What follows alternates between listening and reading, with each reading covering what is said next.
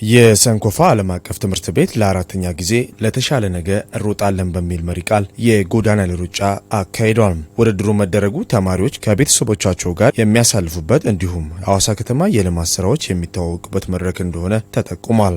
ውድድሩም በክብር እንግድነት በመገኘት ያስጀመሩት የሐዋሳ ከተማ ትምህርት መምሪያ ቢሮ ኃላፊ ዶክተር ብርሃኑ ደሳለኝ እንደተናገሩት የሰንኮፋ ዓለም አቀፍ ትምህርት ቤት አንጋፋ ትምህርት ቤት እንደሆነ ጠቁመው ከመማር ማስተማር በዘለለ ተማሪዎች ጤናቸውን እንዲጠብቁ እንደዚህ አይነት ውድድር ማዘጋጀታቸው ሊያስመሰግናቸው ይገባል ብለዋል።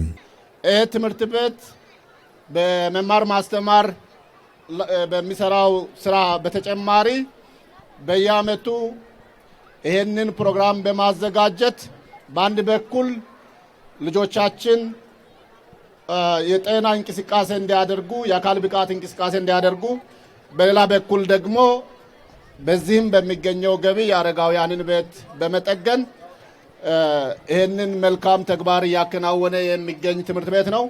ለዚህም በራሴና በሚመራው በትምህርት መምሪያ ስም ላቅ ያለ አክብሮትና ምስጋናን ለማቅረብ እወዳለሁ። የሰንኮፋ ዓለም አቀፍ ትምህርት ቤት ስራ አስኪያጅ አቶ ተኮላ ቸሩ በበኩላቸው ውድድሩ ከዓመት ዓመት የተሳታፊ ቁጥር እየጨመረ መምጣቱን ገልጸው የተሳካ ውድድር መደረጉን ገልጸዋል። ፕሮግራሙን በቃላት መግለጽ ይከብዳል። ኦልሞስት ከ8000 ሰው በላይ የተሳተፈበት ፕሮግራም ነው።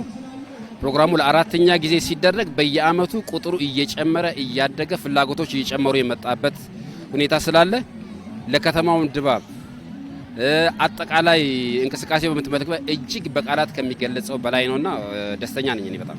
አቶ ተኮላ አክሎም ውድድሩ 3 ዓላማዎችን ግብ አድርጎ መነሳቱን ገልጸው በተለይ ማህበራዊ ግዴታዎችን እየተወጣ እንዳለም ገልጸዋል። ዋና ዓላማውም እንግዲህ 3 ዓላማዎች ሰንቆ ነው ይሄ ፕሮግራም ሁሉ ጊዜ በየዓመቱ የሚደረገው። የመጀመሪያው ብዙ ጊዜ ወላጆች ያው በከተማ ውስጥ በስራ ታይት ስለሚሆኑ ለልጆቻቸው ጊዜ አይኖራቸውም። ጊዜ ስለማይኖራቸው ይሄንን ጊዜ መፍጠር ነው ዋናው። ሁለተኛው ደግሞ ከዚህ የሚገኘው ገቢ በራሱ የአረጋውያን ቤት መጠገን ሳይሆን መስራት ነው። ባለፈው ዓመት 2 ቤቶችን በአዲስ መልክ ሰርተን አስረክበናል። በዚህም ዓመት እግዚአብሔር በረዳን ሌሎች ቤቶችን እንደዚህ አረጋውያን ቤቶችን እየሰራ አረጋውያን የምንደግፍበት። ሶስተኛው ደግሞ ከተማችን የሰላም የፍቅር ተምሳሌት መሆኗን የምናሳይበትና አዲሷ ሐዋሳ ሙሽራ የሆነችዋን ሐዋሳን እጅግ በጥሩ ሁኔታ የተሰራውን ኮሪደር ልማታችንን እያየን በዛ የምንዝናናበትና ከተማችን የምናስተዋውቅበት ፕሮግራም ስለሆነ ፕሮግራሙ እነዚህ 3 ዓላማዎችን ሰንቆ የሚተገበር ነው ብዬ አስባለሁ። ተሳታፊ ወላጆችም በበኩላቸው እንደዚህ አይነት ውድድሮች መዘጋጀታቸው ተማሪዎች ከቤተሰቦቻቸው ጋር ጥሩ ጊዜን እንዲያሳልፉ እንደሚረዳ ጠቁመው ወላጆች ከወላጆች ጋር የእርስ በርስ ግንኙነታቸውንም እንደሚያጠናክሩበት እንደሚረዳቸው ገልጸዋል። ውድድሩ በጣም ቆንጆ ነበረ። ከምንም በላይ ደግሞ ያው ወላጆች አብረን የምናሳልፍበት ልዩ ጊዜ አግኝተናል።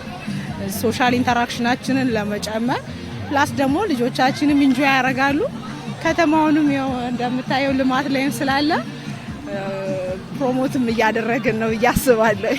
ሩጫው ብዙ ጊዜ ቤተሰብ ወላጆችና ልጆች አብሮ ሲሮጡ አንደኛ ትልቅ ደስታን ይፈጥራል።